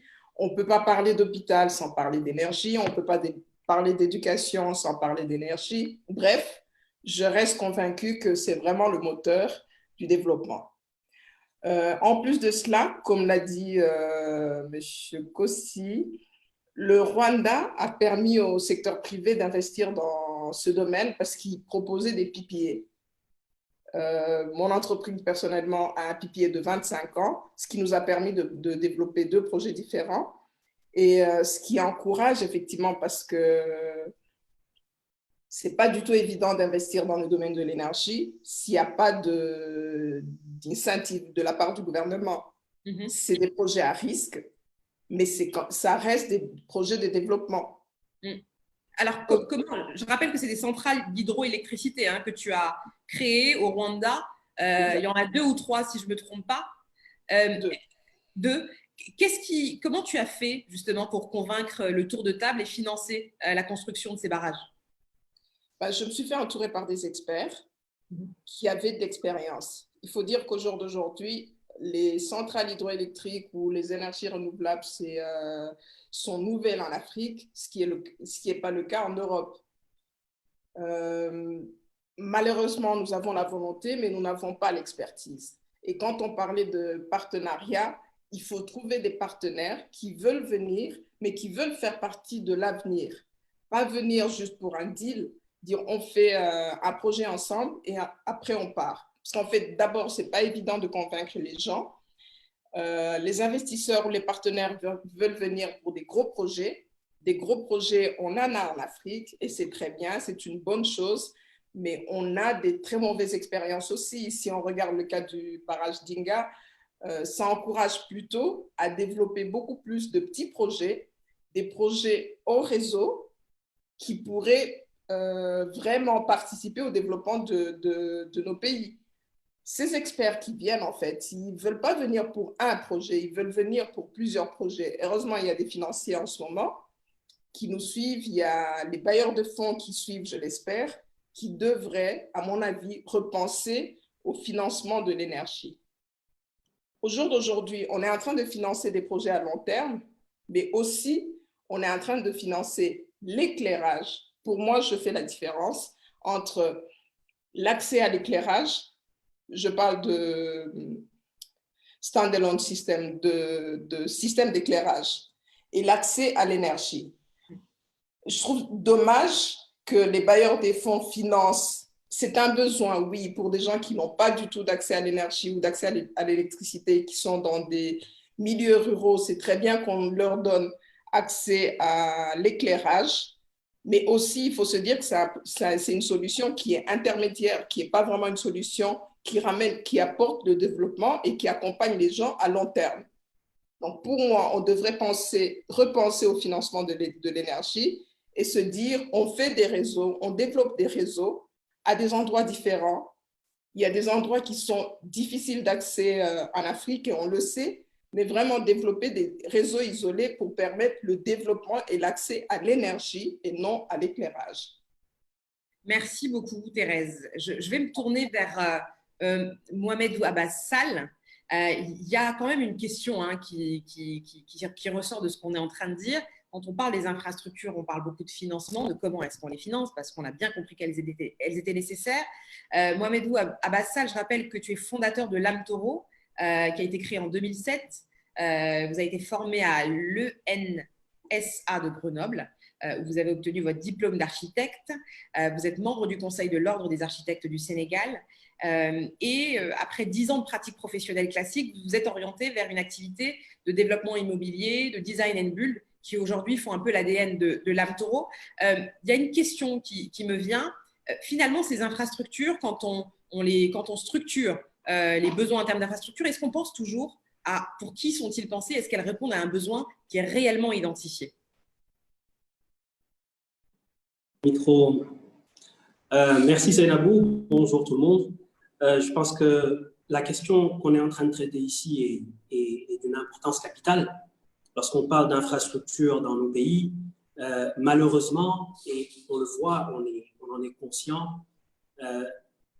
on est toujours bloqué, on est toujours lié, on a toujours les mains liées par le temps du politique. En tant que concepteur, en tant qu'architecte, on est formé à se projeter. On est formé à penser nos projets, que ce soit des projets d'infrastructure ou des projets, on va dire, d'investissement. On est formé à se projeter dans un futur qu'on n'est pas censé vivre. On est censé penser des projets qui nous survivent. Et malheureusement, lorsque les projets d'infrastructure sont pensés, lorsque l'intention politique qui est derrière est bien évidemment, on va dire, cloisonnée dans un temps politique qui est relativement court, on ne donne pas assez de temps à la réflexion et à la conception en amont de ces différents projets. Parce qu'aujourd'hui, bien évidemment, ces infrastructures dont on est en train de parler, et je suis content d'entendre Moustapha Sow parler de l'importance des infrastructures sanitaires au lendemain d'une crise comme celle, en tout cas au travers d'une crise comme celle qu'on est en train de traverser. Mais ces infrastructures sanitaires, ces infrastructures énergétiques, elles sont opérées par des hommes, elles sont gérées par des hommes. Et ces hommes-là, ils ont des aspirations. Ils évoluent dans le temps. Le Sénégalais de 2000, qui sortait Diouf du palais de la République pour installer le président Abdoulaye Wade, il est différent du Sénégalais d'aujourd'hui, du Sénégalais de 2020, dont une bonne partie ne croit pas en l'existence de la Covid. Parce qu'on en est arrivé à ça aujourd'hui. C'est un débat, est-ce que la Covid existe ou pas au Sénégal? On se rend compte qu'on est en train de faire des infrastructures qui nécessitent d'énormes moyens en termes de levée de fonds, et on est en train de les faire sans remettre le citoyen sénégalais ou le citoyen africain au centre de la réflexion.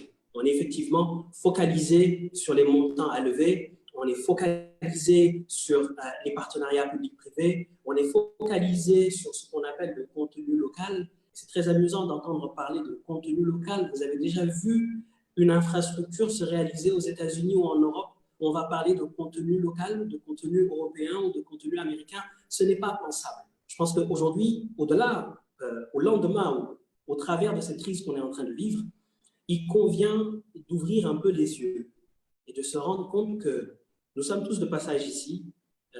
La vie, elle est très, très courte. Mais qu'est-ce qu'on est aujourd'hui prêt à laisser entre les mains des générations qui viennent derrière nous? On est bien d'accord, hein? Il y a un travail énorme qui est à faire, il y a un travail de prise de conscience qui est à faire, mais déjà, ne serait-ce que dans la réflexion en intramuros, hein, je veux dire en intramuros, soit à l'échelle communautaire de l'UMOA ou à l'échelle carrément africaine, le fait même de pouvoir penser nos projets en partenariat intérieur nous permettrait de pouvoir aujourd'hui nous identifier à un périmètre, à un territoire beaucoup plus large que nos frontières étriquées.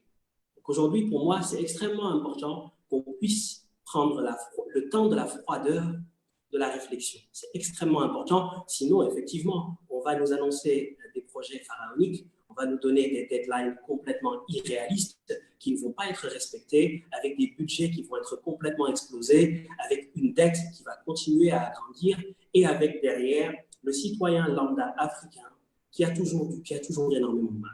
Pour moi, c'est extrêmement important. Bien évidemment, hein, c'est un propos qui va être certainement taxé on va dire, d'idéaliste, mais non, parce que dans le fond, qu'est-ce qui est important en bout de ligne? Qu'est-ce qui est important dans le fond? C'est combien de milliards on a mis dans les infrastructures ou combien de jeunes Africains on a aidé à se relever?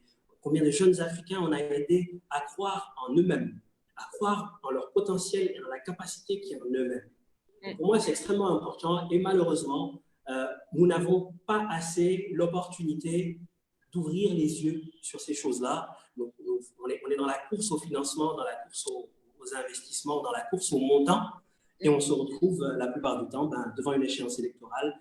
Il y en a un autre qui arrive et on rebelote. Merci Abbas, merci infiniment pour cette intervention. Alors, moi justement, ça me fait une transition parfaite. Donc vraiment merci. Je me tourne vers Zakaria Fahim, qui est co-organisateur de cette session, puisque tu es le président de BDO Maroc, tu es expert comptable et commissaire aux comptes, avec une spécialisation en système d'information. Tu accompagnes aussi beaucoup d'entreprises familiales, tu les conseilles, et tu es le président cofondateur de Hub Africa, la plateforme des entrepreneurs et des investisseurs en Afrique. Alors, moi, j'ai une question. Quid de l'implication quand on parle des jeunes, quand on parle de pouvoir aussi mobiliser des ressources africaines, notamment des ressources financières, quid de l'implication dans ce cadre de PPP, des PME et des TPME? Merci. Donc, c'est pour ça que j'avais naturellement d'interpeller effectivement les politiques. Moi, je pense qu'aujourd'hui, donc, on a beaucoup parlé du Covid, de l'opportunité, et on écoute un peu tous les experts parce que je pense que leur expérience est encore dans, je dirais, le monde pré-Covid. C'est-à-dire que quand on parle d'infrastructure, bon, peut-être qu'il y avait l'open bar et donc effectivement, on avait tous les grands bailleurs de fonds qui ne juraient que par les grands projets. Et moi, je reste convaincu que même dans l'infrastructure, c'est vrai que Selbah avait parlé des services liés, qu'on pouvait effectivement dissocier toute la partie service et toute la partie un peu assistance à maîtrise d'ouvrage qu'on pourrait donner. Et je crois que cette dynamique post-Covid doit nous interpeller pour obliger aujourd'hui le politique à vraiment mettre dans les PPP et puis de façon générale dans l'infrastructure, donner vraiment cette possibilité que quand on parle de préférence nationale, quand on parle de PPP, PME, ça ne soit pas que des mots, parce que très souvent, on a beaucoup de textes qui sont très bien faits, mais dans la pratique, on n'arrive pas parce qu'on pense qu'il n'y a pas les PME, qu'elles ne sont pas suffisamment grandes. Moi, je suis convaincu aujourd'hui qu'il y a deux sujets sur lesquels il faut travailler. Un, c'est inciter, accompagner les PME à se mettre en groupement. Aujourd'hui, moi, je travaille par exemple avec 12 clusters au Maroc et tous ceux qui ont réussi à gagner des marchés contre des Européens, des Américains, s'étaient mis en cluster, avaient eu l'éducation et la compréhension de travailler ensemble. Donc, c'est possible, parce qu'on pense toujours que travailler ensemble, c'est compliqué, ce n'est pas possible. Mais quand on a une éducation, donc développer l'esprit de cluster pour déjà se familiariser, pour demain, après, être crédible quand on est devant des acheteurs. J'avais interpellé aussi notre ministre parce qu'il est aussi patron d'une région. Je reste convaincu que, et là j'ai la chance d'être dans un think tank qui s'appelle Extra Entrepreneur, qui part de l'idée que si on veut développer aujourd'hui une économie plus humaine avec une approche plus systémique, il faut qu'on soit dans une logique plus frugale. Et donc là, c'est d'avoir des petites usines, des petites entités qui puissent être capables de servir des petites régions parce que les financements sont régionaux. Donc, il y a une opportunité pour repenser l'infrastructure et de dire, ben voilà, on va lancer une déchetterie, on va lancer pour recycler l'eau. Et il y a des technologies qui sont utilisées, qui étaient avant utilisées que dans les régions excentrées, qu'on peut repenser et réintroduire pour avoir plus d'autonomie et accompagner nos entreprises à grandir. Donc, je pense qu'il y a une vraie responsabilité pour sortir la PME d'être aujourd'hui soit sous-traitant, soit rien. En plus, s'il y avait un vrai sujet dans les PPP, quand les PME sont sous-traitants, elles sont le dernier de la chaîne, elles sont très mal payées et souvent avec des délais très très longs. Donc, il faut effectivement qu'on encourage dans les PPP qu'on mette la PME et qu'on réfléchisse avec un regard post-Covid. Et je reviens sur ce que je disais, il faut aujourd'hui qu'on regarde un peu ce qu'on est en train de faire. Là, on est en train de lancer une plateforme qu'on a appelée Green Life avec des jeunes entrepreneurs qui va traiter aujourd'hui de comment on voit aujourd'hui le monde post-Covid, mais derrière, comment ces PME peuvent être acteurs de leur destin et notamment dans des sujets où on ne les voyait pas. Donc, il va falloir effectivement aller chercher des financements innovants. Moi, je crois beaucoup à la diaspora, je crois beaucoup aujourd'hui au business angel, au crowdfunding qui peuvent venir aussi et accélérer et nous sortir un peu de ces investisseurs qui se sentent incontournables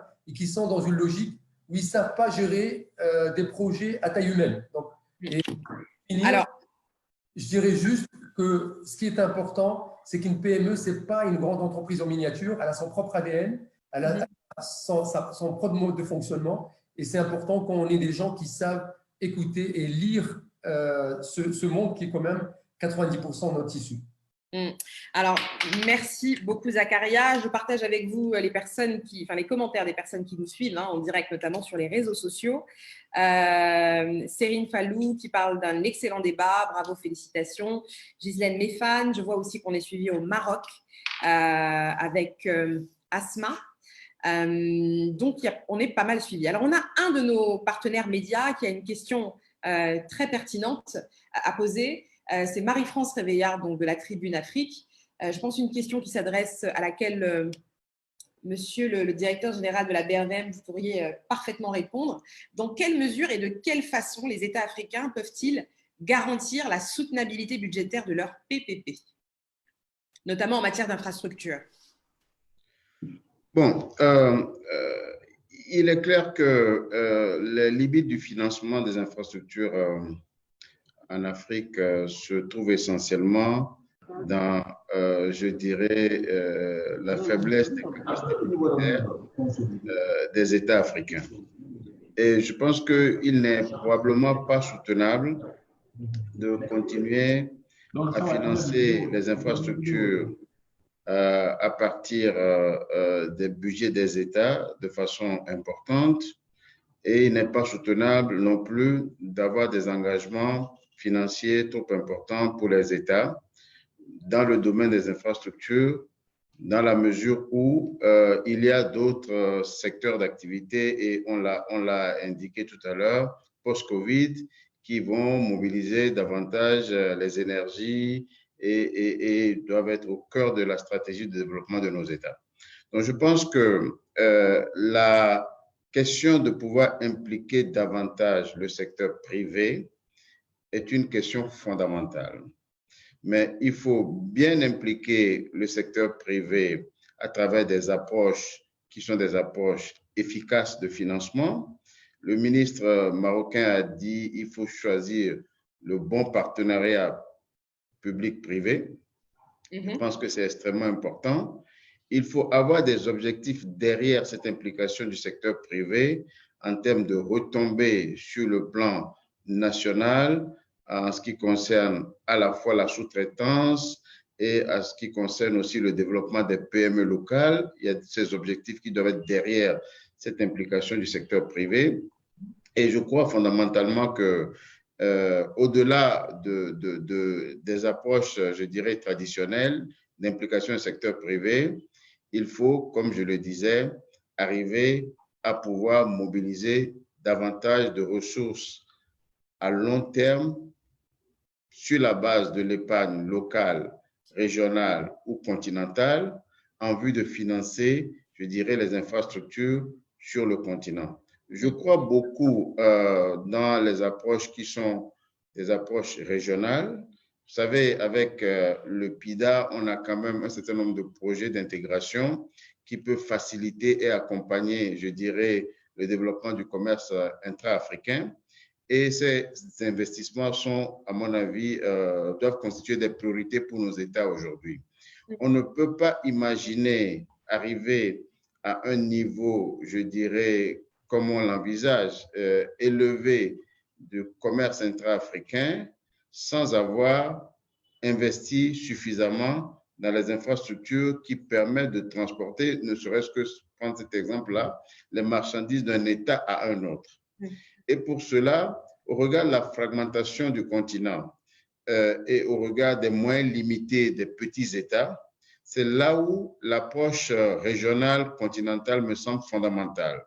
Il faut qu'on regarde certains projets, pas seulement uniquement sur le plan national, mais sur le plan, je dirais, régional, ou ne serait-ce que le plan impliquant 2 ou 3 pays.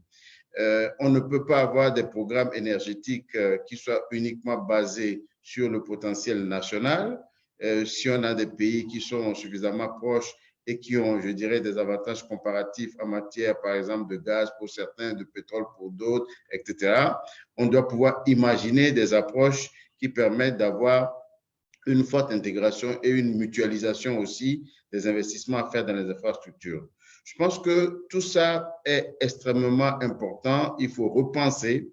Il faut vraiment une volonté politique très forte pour aller vers ces approches qui dépassent, je dirais, le cadre national. Mais en même temps, je crois qu'aujourd'hui, et les panélistes l'ont indiqué, il y a la COVID que nous traversons, il y aura l'après-COVID. C'est dès maintenant que nous devons réfléchir à trouver les voies et les moyens pour adapter nos stratégies de développement et particulièrement d'investissement dans les infrastructures par rapport à cette crise que nous traversons. Vous regardez les pays européens, pour la plupart, et particulièrement la France, l'un des points les plus importants aujourd'hui, c'est celui de la réduction de la dépendance de la France vis-à-vis des pays qui sont jadis considérés comme des pays émergents et qui fournissent un certain nombre de produits, biens et services à la France. Aujourd'hui, on va dans la logique de pouvoir réduire cette dépendance-là, et le continent africain doit aussi tirer cet enseignement de cette crise. Comment faire en sorte pour réduire la dépendance du continent vis-à-vis des autres?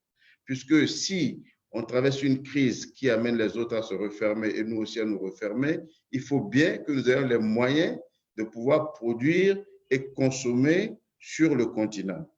On ne peut pas relever ce défi de la dépendance, de la réduction de la dépendance seule au niveau national. Je pense qu'une approche régionale et continentale sera sans doute la voie la plus indiquée. Alors justement, moi j'ai deux questions. Je vais les poser en même temps. Une est adressée à Thérèse Sekamana. Est-ce que vous avez tenté, vous, au niveau de Green Energy, d'aller vous investir ou de faire des partenariats avec d'autres pays pour fournir peut-être en énergie d'autres pays qui sont voisins, ou alors peut-être directement s'implanter dans des pays qui sont limitrophes au Rwanda ou qui sont dans la même région? Et peut-être, est-ce que tu peux nous partager cette expérience-là, si ça a été le cas? Et la deuxième question, c'est pour Moustapha Sow. Je voudrais que tu puisses partager avec nous un exemple très concret de montage que vous avez eu à mettre sur pied et qui fait appel un petit peu à toutes les techniques ou à toutes les possibilités dont on a parlé à l'occasion de cette session. Et ensuite, je vais inviter naturellement les participants qui nous écoutent, que ce soit en live sur les réseaux sociaux ou bien sur le Zoom, à naturellement poser leurs questions, à partager leurs réactions. On tâchera d'y répondre avant de clôturer cette session d'échange. Le sujet est très passionnant, il y a tellement de choses à dire. On n'aura pas forcément la possibilité de tout aborder, mais je crois qu'on a déjà fait un état des lieux assez large, et surtout qu'il y a des pistes et des recommandations très pertinentes parmi les interventions qu'on a entendues cet après-midi. Thérèse ? Oui, merci beaucoup Zainabou. Effectivement, on a essayé de s'implanter ailleurs qu'au Rwanda. On est venu au Gabon, malheureusement tu étais absente. On a été à Brazzaville. Il y a des projets en cours et encore une fois, malheureusement, il y a eu le Covid-19 et on est prêt à aller partout où on pourrait être invité. Ça serait avec plaisir. Ça reste l'Afrique. Et vous restez encore en recherche de financement pour ce type de projet, d'expansion, et de continuer à développer des centrales? Est-ce qu'éventuellement Moustapha Sow ou bien le docteur Amenouvé peuvent apporter des solutions de financement, soit par les marchés de capitaux, soit par d'autres moyens? Moustapha, on va l'écouter tout de suite. Juste pour peut-être répondre à votre question, c'est nouveau avant d'ajouter par rapport aux problèmes dont fait face souvent les entreprises locales, notamment Thérèse. L'exemple de, comme je disais tout à l'heure, voilà, le modèle qui est très connu en Afrique, on a les deux ministres ensuite avec qui on va clôturer la session de panel. Excuse-moi Moustapha, je t'interromps rapidement. Vas-y, on t'écoute. Et ensuite, Thérèse, peut-être. Donc, comme je disais, les modèles de partenariat public qui ont vraiment marché en Afrique, c'est le secteur de l'énergie. Nous, on a eu l'opportunité de participer à pas mal de projets d'énergie dans ce domaine-là, notamment la centrale de Sendou, la centrale charbon. Mais comme je disais tout à l'heure, la beauté de la finance et la beauté de l'économie, c'est effectivement la capacité à prendre des modèles qui marchent et de les reproduire, bien évidemment, tout en adoptant. Je le disais tout à l'heure, je le répète, on est obligé de penser l'après par rapport à la situation qu'on est en train de vivre, Covid, parce que deux problèmes principaux se sont posés. il y a effectivement le problème de l'endettement qui vient souvent, le problème de gestion du déficit budgétaire qui est très problématique. Et aujourd'hui, pour répondre tout à l'heure, d'ailleurs, ajouter par rapport aux questions que vous aviez posées à Edo, il faut voir aujourd'hui que le partenariat public-privé est aujourd'hui le seul, ce qu'on appelle way out, pour régler ce problème d'endettement et en même temps de déficit budgétaire. Maintenant, ce qui est intéressant dans ce modèle-là, c'est un modèle qu'on peut implémenter tout en ayant recours, bien évidemment, au marché des capitaux qui est important, tout en ayant recours, bien évidemment, aux banques de développement et aux banques commerciales.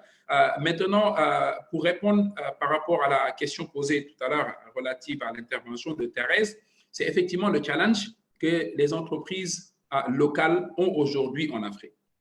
Le ministre tout à l'heure a parlé de l'exemple du Sénégal. Les gros projets, à cause des types de financement, tu es obligé de le confier à certaines entreprises. Étrangères notamment. Exactement. Ils viennent avec des solutions de financement. Exactement. Et moi, la solution que je propose, c'est simple. Il y a deux rôles. Il y a un rôle que doit jouer l'État et un rôle que doit jouer le secteur privé. L'État, ça se passe dans pas mal de pays, notamment au Nigeria ou au Maroc, où l'État dit, quelle que soit la grandeur du projet, il faut impliquer des entreprises locales. C'est le cas, par exemple, du projet de terre où on a des sociétés locales, notamment CSE, etc., qui font partie de ce projet-là. Et aussi s'assurer qu'il y ait ce transfert de compétences pour pouvoir permettre à ces entreprises-là de pouvoir se positionner dans des projets futurs de cette ampleur. L'autre chose aussi, ça concerne les privés, c'est que le secteur privé africain doit aussi s'ouvrir au partenariat.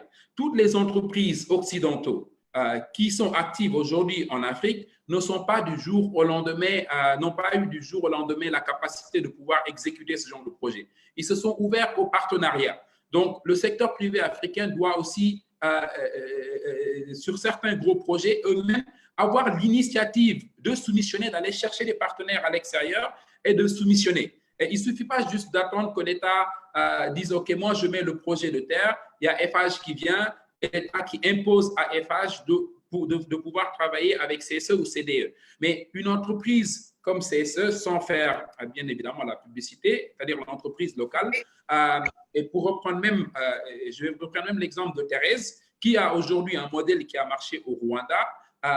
Aujourd'hui, pour pouvoir plus facilement s'expandre dans les autres pays, est obligé de développer ce partenariat-là avec d'autres entreprises, pas forcément étrangères. Quand je dis étrangères, c'est non africaines, mais aujourd'hui, il y a des entreprises africaines qui n'ont plus rien à prouver, par exemple, aujourd'hui dans le secteur de l'énergie, et la plupart de ces entreprises-là sont basées aujourd'hui peut-être en Afrique du Sud ou en Afrique du Nord.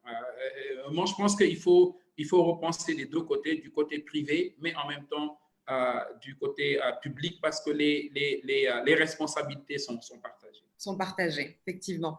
Alors, on a pas mal de questions d'internautes que je voudrais qu'on puisse avoir le temps de prendre, puisqu'on va arriver à la clôture, et on va demander au ministre de bien vouloir faire le mot de fin. Une première question, donc une première intervention de Mohamed Midouche, qui est l'ancien représentant de la BAD, la présidence de la République au Sénégal.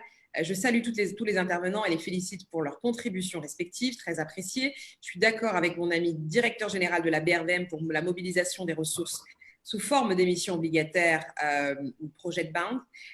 La Côte d'Ivoire, tout comme le Sénégal, avait également fait appel au SUKUK du groupe de la BLSD. Sukuk de la Banque islamique de développement. De la Banque islamique de développement. Merci à toi, Mustapha. Pour financer à long terme de nombreux projets d'infrastructure, il faudra encourager les autres pays membres à faire de même. D'autre part, je souhaiterais savoir quand est-ce que les travaux de construction du pont du fleuve Sénégal vont démarrer, le pont Rosso, financé par la BAD notamment. C'est la question qu'il pose. Il s'agit d'un projet stratégique pour l'intégration sous-régionale dont parle le docteur Amenouvé pour la zone Zleka. Est-ce que le ministre Fofana est toujours avec nous? Peut-être qu'il pourra apporter des éclaircissements là-dessus. Monsieur Amenouvé, rapidement, sur cette interpellation et question. Oui, bon, je pense que effectivement, il y a eu certaines innovations qu'on a enregistrées sur le marché financier régional, notamment les émissions de Sukuk, donc obligations islamiques par le Sénégal, la Côte d'Ivoire, le Togo, le Niger. Euh, C'était pour nous une façon de démontrer qu'on pouvait diversifier les instruments de financement de nos États. Cela a marché parce qu'il y a eu un apport, en tout cas conséquent, de la Banque islamique de développement, mais on n'a pas eu, comme on l'aurait aimé, la participation massive je dirais, des investisseurs sous-régionaux. Je pense que c'est des produits extrêmement importants qu'on doit développer. Nous travaillons actuellement à la mise en place d'un cadre réglementaire favorable à l'émission de Sukuk dans notre union et je pense qu'il s'agira, en tout cas avec ce cadre-là, de pouvoir encourager à la fois les États, les institutions régionales et le secteur privé ou les banques privées qui ont une fenêtre islamique à pouvoir utiliser ce genre d'instruments. Il y a aussi les diaspora bonds, des obligations de la diaspora, et nous avons en tout cas enregistré une émission par la Banque de l'Habitat du Sénégal, qui a été un franc succès. Là aussi, c'est une avenue qui me paraît extrêmement importante. La diaspora a toujours eu à investir dans nos États, mais de façon informelle à travers des projets, je dirais, qui sont individuels. Il faut trouver les moyens de mieux structurer l'épargne de la diaspora, de la collecter de façon beaucoup plus importante pour pouvoir permettre à la diaspora aussi de participer à l'effort de financement du développement dans nos pays. Je pense qu'il y a un potentiel important, même malgré la crise, il est clair que la diaspora peut conserver une marge, en tout cas d'épargne, qui n'est pas négligeable. Et il faudra sans doute aussi faire appel à ce type d'instrument. Donc, il y a de l'innovation. Il faut encourager nos États à aller dans ce sens-là. Je voudrais rebondir sur les 2 points soulevés par M. Sow. Il a raison. On peut recourir à des entreprises, je dirais, extérieures, parce que, évidemment, ces entreprises ont les moyens que le secteur privé africain ou local n'a pas, ce qui est tout à fait normal. Mais ce qui n'est pas normal, c'est que si on est dans une projection sur 10, 20, 30 ans, 30 ans après, on se rend compte encore que le secteur privé local n'a pas les moyens de pouvoir accompagner les États dans le financement des infrastructures. C'est ça qui ne serait pas normal. Donc, il faut, dans la planification, pouvoir intégrer une approche de développement du secteur privé lui-même et surtout d'avoir un dialogue sans méfiance, entre guillemets, entre le secteur privé et l'État pour pouvoir encourager, je dirais, ce secteur privé-là à accompagner nos États dans le financement des infrastructures. Je pense que cela me paraît extrêmement fondamental et ce n'est pas qu'il n'y a pas les moyens. Hein, quand vous regardez, et je parlais d'intégration, c'est vrai qu'il y a des ressources qu'il y a au Sénégal, en Côte d'Ivoire, au Mali, mais il y a encore des ressources plus importantes au Nigeria, au Botswana. Le fonds de pension du Botswana a des ressources énormes qui peuvent être investies, je dirais, en dehors du Botswana. Je pense qu'aujourd'hui, l'objectif qu'on doit viser, c'est d'aller pouvoir ouvrir nos marchés de telle sorte que tout investisseur africain se sente à l'aise de venir investir dans n'importe quel pays africain où il y a un potentiel, je dirais, de rentabilité de ces placements. Et ça, nous, au niveau des bourses africaines, ce que nous sommes en train de faire, c'est d'avoir une interconnexion entre les principales bourses en Afrique de manière à créer une plateforme beaucoup plus large pour permettre à nos États de collecter des ressources, mais aussi permettre aux fonds de pension, quel que soit leur pays de localisation sur le continent, de pouvoir participer à l'effort de financement du continent. C'est pour moi la voie à privilégier parce que le Sénégal peut faire tout ce qu'il peut faire et je salue en tout cas les efforts qui sont faits. La Côte d'Ivoire fait autant et les autres pays aussi de la sous-région. Mais collectivement, au niveau régional et au niveau continental, on peut faire encore beaucoup mieux que ce qu'on fait jusqu'à présent. beaucoup plus loin ensemble. Alors, Monsieur le ministre Aziz Rabat, déjà, je vais vous remercier infiniment d'avoir suivi les échanges, les débats jusqu'à la fin.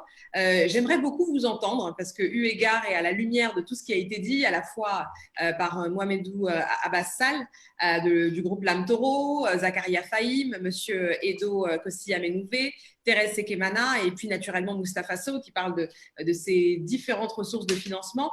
On aimerait vous entendre peut-être sur votre réaction et puis peut-être nous partager les perspectives. Aujourd'hui, dans le domaine énergétique, on sait que le Maroc investit énormément.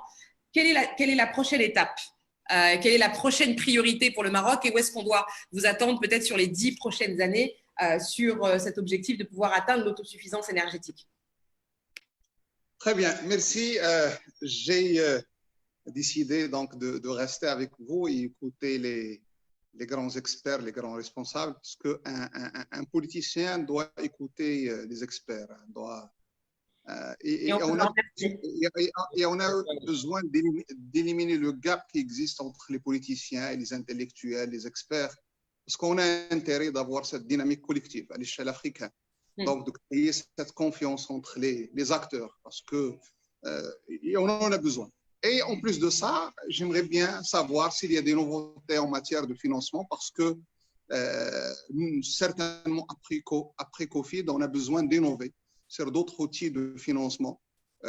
Moi, je crois dans certainement les grands plans, hein, les grands plans d'infrastructure vont être impactés. Donc, on aura recours donc, au PPP. Peut-être on aura recours au système de troc. Pourquoi pas? Moi, je crois beaucoup au système de troc. Ça veut dire c'est du PPP en nature. Ça veut dire on pourra demander à un privé africain de développer une infrastructure et en contrepartie, on lui donne toute une zone, un foncier quelque part, et on lui donne une dérogation pour qu'il puisse développer quelque chose.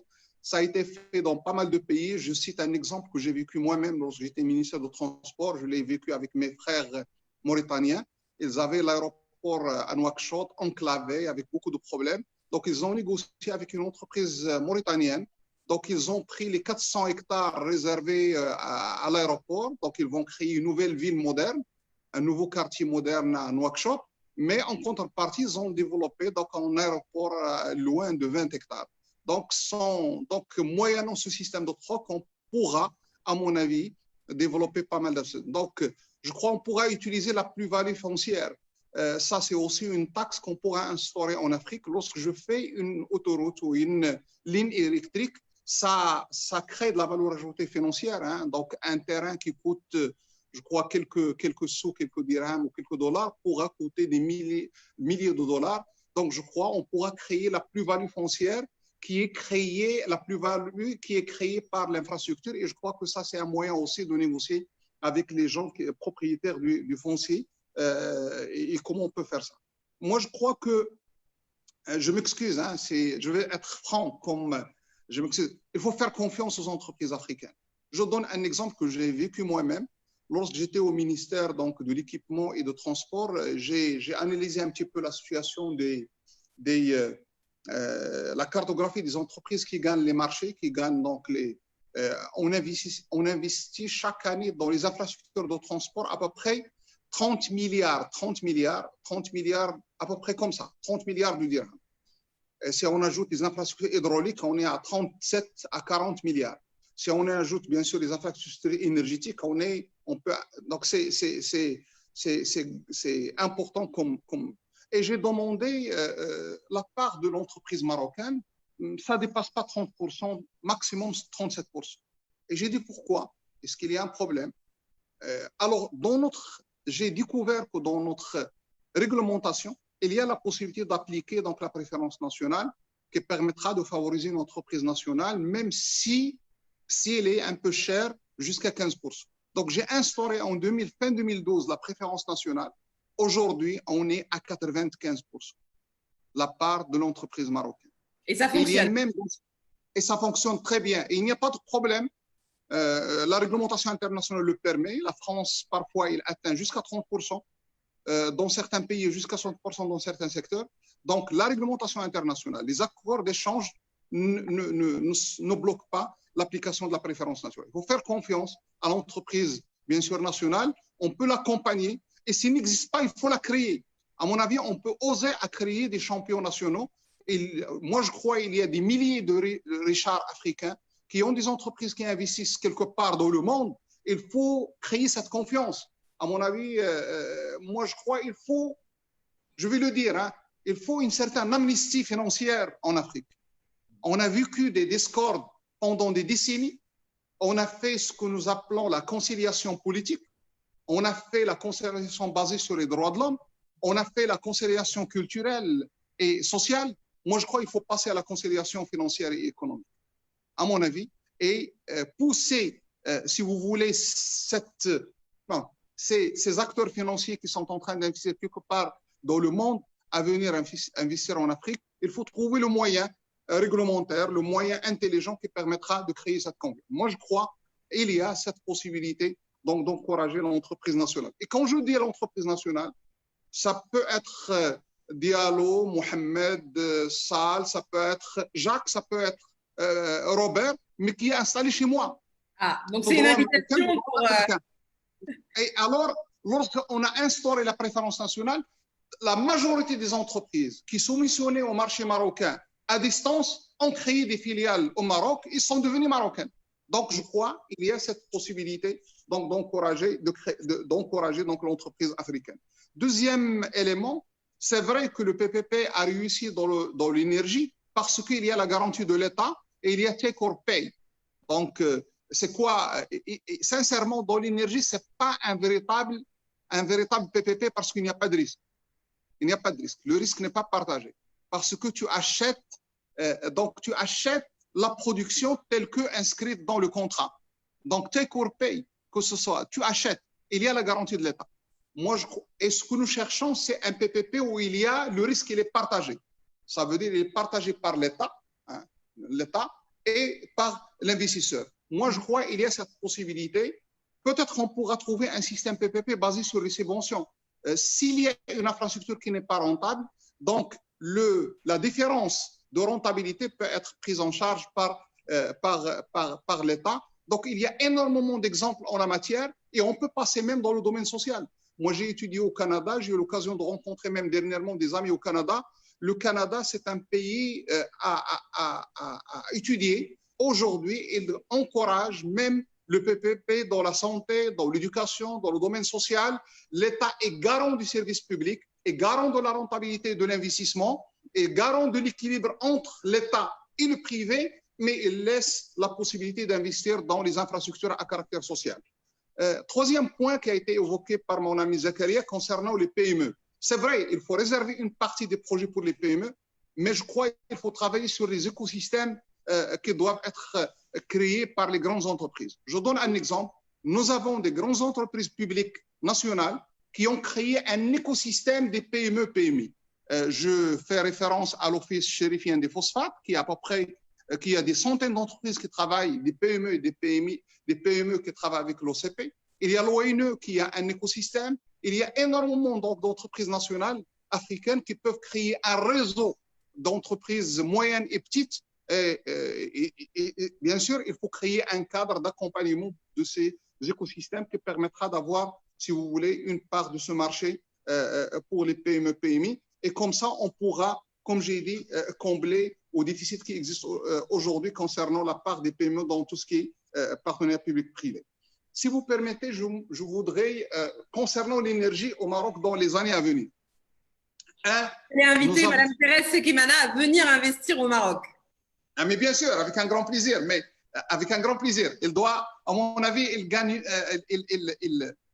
Après, j'espère que les frontières vont être ouvertes et qu'on aura des échanges en présentiel, de venir rencontrer le cluster solaire chez nous, de rencontrer l'association des entreprises solaires, la Finelec. On est en train de travailler sur des joint ventures maroco-africaines qui permettra bien sûr d'aller dans le marché marocain, mais aussi d'aller dans le marché africain qui a besoin des solutions innovantes appropriées. Et d'ailleurs, moi, ce que je dis dans toutes les conférences, attention, n'achetez pas la high technologie, achetez le right solution.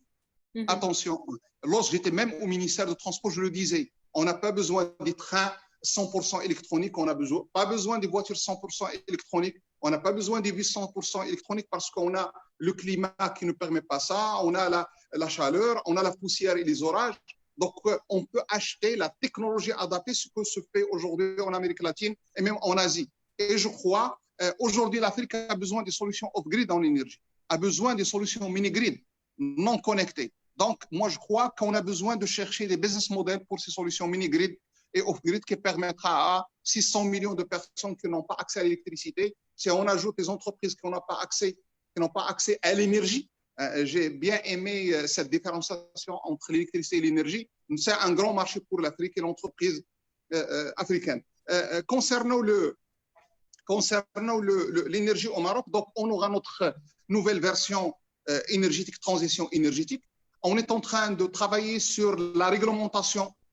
Après 10 ans, nous avons réalisé des objectifs, mais nous voulons être très ambitieux. Donc, nous avons des engagements à l'échelle nationale, à l'échelle internationale. Nous avons revu à la hausse nos ambitions. Donc, nous sommes en train de revoir notre copie pour 2030 avec des orientations 2040-2050.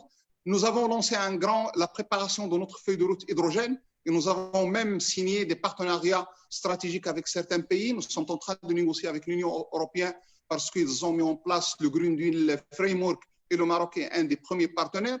Nous sommes en train de travailler sur l'interconnexion. Nous allons ajouter des interconnexions avec l'Espagne, le Portugal, avec d'autres pays européens, mais on est en train de préparer l'interconnexion avec des pays africains subsahariens. Un autre chapitre, je m'excuse, j'ai énormément de choses à dire concernant l'avenir au Maroc. On est en train de travailler sur le GNL, le gaz naturel, parce que l'industrie marocaine, s'il veut rester compétitive et s'il veut exporter et éviter la taxe carbone, on a besoin d'utiliser l'énergie propre. Il y a le gaz et il y a les énergies renouvelables. Enfin, on ne peut pas parler uniquement de la production d'électricité et de la consommation d'énergie. On est en train de travailler sur l'industrie de l'énergie. Tout ce qui est recherche et développement, tout ce qui est développement des usines en énergie, tout ce qui est captation des investissements pour le marché international, mais pour l'export au marché, pour le marché national, mais pour l'export au marché international, ce sont les grandes ambitions de mon pays. Ajouter à ça tout ce qui est stockage batterie et stockage des hydrocarbures pour le marché international. La feuille de route est particulièrement ambitieuse. Monsieur le ministre, merci infiniment d'avoir été avec nous. Peut-être une dernière question par rapport à ce que vous disiez. Bon, c'est plus une réaction que je voudrais donner au fondateur de l'AMTORO.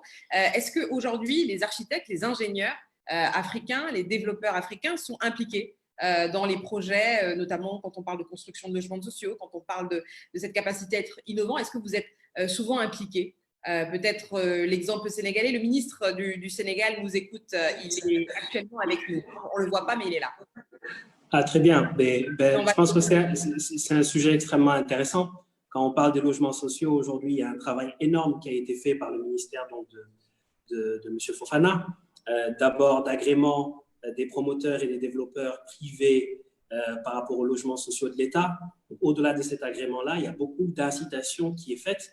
Bien évidemment, on n'est pas forcément aligné, on n'est pas forcément d'accord sur tous les aspects, mais il y a quand même un effort important qui est fait dans ce sens. Et c'est extrêmement important parce que l'Afrique que nous connaissons aujourd'hui, l'Afrique que nous voulons avoir demain, c'est à nous de la bâtir, ce n'est à personne d'autre de le faire. Donc je pense que M. Fofana, il est peut-être pris, il m'entend, mais on a vraiment été intégré à la réflexion. Je me souviens que j'ai représenté l'Ordre des architectes du Sénégal au niveau de ces différentes commissions-là, donc ces commissions qui étaient censées travailler sur un modèle, sur une série de critères à donner à ces différents développeurs privés, parce qu'il ne faut pas non plus leur donner du foncier pour qu'ils se retrouvent à faire n'importe quoi ou à faire de la prédation foncière. Donc il y a un travail d'encadrement qu'il est important de faire et que l'État a fait. Le point principal sur lequel nous ne sommes pas d'accord, c'est qu'aujourd'hui, pour nous, architectes, pour nous, concepteurs, définir le logement social à partir d'un prix fixe du logement, ce n'est pas forcément la meilleure approche. On est encore dans cette approche relativement orientée fonds, relativement orientée sur les financements, au lieu d'être sur une approche orientée sur l'utilisateur final.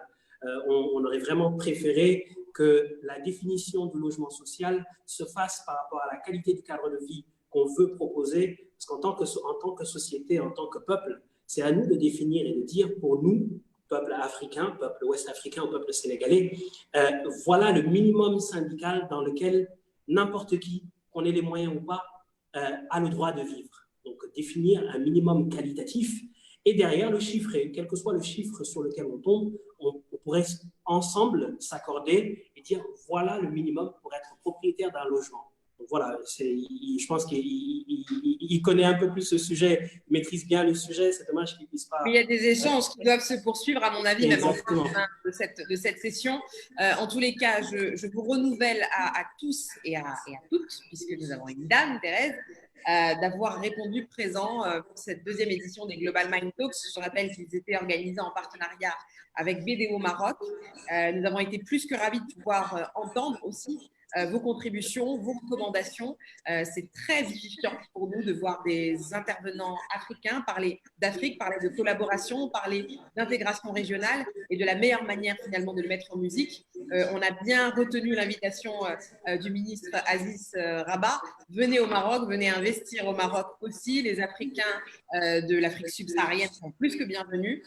Donc, je pense que l'invitation est notée et qu'elle fera l'objet d'une réponse plus que positive. En tous les cas, on suivra ça avec beaucoup d'engouement. Merci à toutes les personnes qui nous ont suivis. Je m'excuse, si vous permettez, chaque fois, parce qu'on a signé pas mal de conventions de partenariat avec je crois, on a presque plus de 20 pays dans les différents domaines, mais plus particulièrement dans le domaine de l'énergie. Et chaque fois qu'il y ait une visite de part et d'autre, donc on demande à ce qu'il y ait des businessmen et women, soit dans la délégation, pour qu'il y ait des B2B dans les différentes visites officielles. On veut créer des joint ventures, je ne sais pas comment l'appeler, africaines, entre les entreprises africaines. C'est vrai, il faut faire confiance. Il y a un risque, c'est normal, parce qu'on est en train de relancer l'économie africaine, mais il faut accepter le risque. C'est comme l'économie ne réussit qu'avec le risque. Hein. Donc, et qu'avec la contribution de tous les acteurs africains. Alors, l'invitation est lancée. Je pense qu'on va organiser avec Zakaria probablement une délégation panafricaine qui viendra au Maroc. Je vois qu'on a des solutions de financement qui sont déjà très innovantes et proposées à travers la contribution de Moustapha Sow. Je rappelle que vous êtes CEO de SF Capital. Merci d'avoir été avec nous. Je salue également la présence et la contribution extrêmement précieuse de M. Edokossi Amenouvé, qui est le directeur général de la BRVM, également le président des bourses africaines. Je salue, merci d'avoir été avec nous, Thérèse Sekemana, qui est la CEO de LED Energy. Merci, et de Green Energy, merci d'avoir été avec nous. C'est très important pour nous de vous avoir parce que c'est un exemple très concret de ce qu'on peut faire quand on parle de PPP et de PPP réussi. Le Rwanda est un exemple sur beaucoup de sujets et on vous suit avec beaucoup d'attention. Merci à Zakaria Fahim. Où il est? Il se cache, je ne le vois pas. Il est où? Merci à Zakaria Fahim, frère et partenaire de tous les jours. C'est un plaisir pour nous de pouvoir organiser cette session avec BDO Maroc. Merci à toutes les équipes qui étaient impliquées dans la préparation de cette session. Exactement. Il y en aura probablement d'autres. Et on vous invite naturellement à continuer à poser vos questions, à partager vos réactions sur les réseaux sociaux, ceux de BDO Maroc, ceux de Global Mind Consulting. En tous les cas, on vous remercie et on vous dit à très bientôt. À très bientôt. Merci Seynabou. À très bientôt. Merci, au revoir. Au revoir. Merci. Bon courage, un très bon débat. Merci, à bientôt. Merci, Monsieur le Ministre. Merci, au revoir.